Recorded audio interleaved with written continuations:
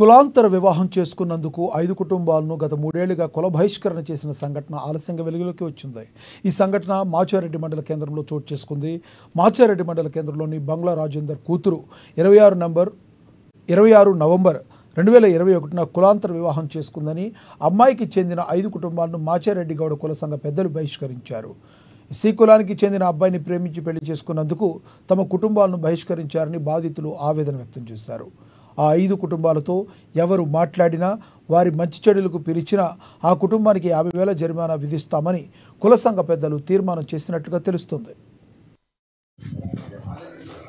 మనము కుల బహిష్కరణ చేసిర్రు. కుల పెద్దలందరూ కలిసి 4 years నుంచి మాకు డబ్బులు ఇవ్వడం లేదు, ఏ ఫంక్షన్లకు పిలవడం లేదు. ఎవరిని వచ్చి మాట్లాడినా కానీ 50,000 ఫైన్ అని చెప్పేసి మనం చాలా ఇబ్బందిగా పెడుతున్నారు. ఇంటికి వచ్చి మరీ తిట్టుకుంటూ వెళ్ళిపోతున్నారు. కేవలం ఎస్సీ క్యాండిడేట్ అబ్బాయిని చేసుకున్నాడు అనేసి బంద్ చేసేసి ఇట్లా ప్రాబ్లం చేస్తున్నారు. మేము 4 కుటుంబాలను చాలా ఇబ్బందిగా పెడుతున్నారు.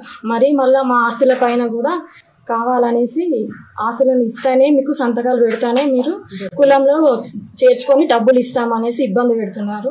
అంటే మీ ఆస్తులు ఎందుకు అడుగుతున్నారు? అక్కడ మా ఎల్లమ్మ మా మామయ్య ఉన్నప్పుడు ఎల్లమ్మ టెంపుల్ మా మామయ్య పేర్కొంటూనే ఉన్నది.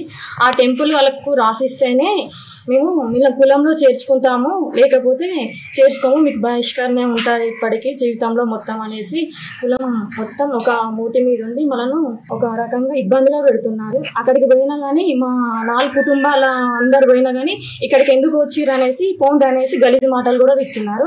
ఆడవాళ్ళని చూడకుండా కూడా ఇంటికి వచ్చేసి మస్తు మంది ఆడవాళ్ళను కూడా వచ్చి తిట్టిండ్రు. మా ఆడవాళ్ళని తీసుకొచ్చి చెప్పులతో కూడా కొట్టిపిస్తాను అనేసి ఆ మాటలు కూడా మాట్లాడిండ్రు. మాకందరు మీరు న్యాయం చేస్తారని మీడియా వాళ్ళు అందరు పెద్దలు రానివ్వడం లేదు. అప్పటి నుంచి ఇప్పటి వరకు కూడా మాకు ఎటువంటి